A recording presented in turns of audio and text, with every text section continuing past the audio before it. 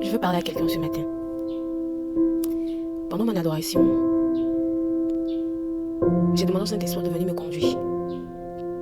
Et la première chose que j'avais ressentie, c'est que Dieu est bon. Mais attendez, vous allez dire, mais tout le monde sait que Dieu est bon. Donc à quoi sert-il de dire que Dieu est bon?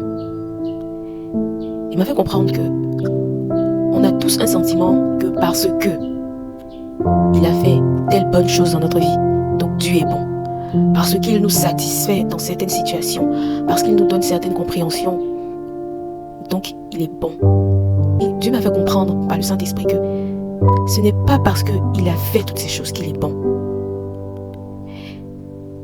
C'est parce qu'il est bon de nature. C'est ce qui fait que quand on est dans une situation, dans un problème, on perd la vision de Dieu. On perd cette essence de Dieu. On a toujours associé la bonté de Dieu à une chose qu'il fait de bon. Alors que c'est faux. C'est sa nature, il est bon. Pas parce qu'il fait de bonnes choses. Il est bon, c'est sa nature. Et les bonnes choses qu'il fait, comme les choses qu'on croit mauvaises, cela découle de sa bonté.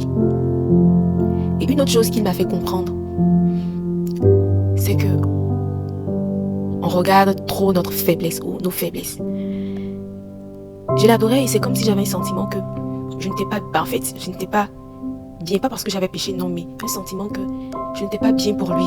Il fait tout de bonnes choses, il fait de bonnes choses, mais moi, je ne suis pas parfaite pour lui, je ne suis pas adéquate pour lui. Genre le sentiment que tu as quand une personne fait tellement de bonnes choses pour toi, un sentiment d'indignation.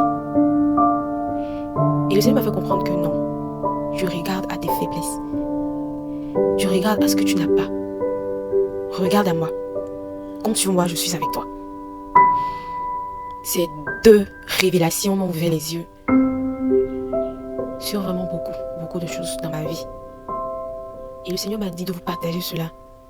J'avais pas prévu faire une vidéo sur... C'est-à-dire une vidéo aujourd'hui. Je voulais passer du temps avec Dieu en lisant la Bible. Mais il m'a dit fais-le. Donc, arrêtons de compter sur nos faiblesses. Le Seigneur ne demande pas compter sur mes faiblesses. Arrêtons de compter sur nos faiblesses. Regardons et disons-lui qu'on ne peut pas, mais avec lui, nous sommes forts.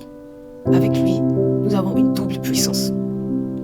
Soyez bénis, beloved, que Dieu vous aide. Amen.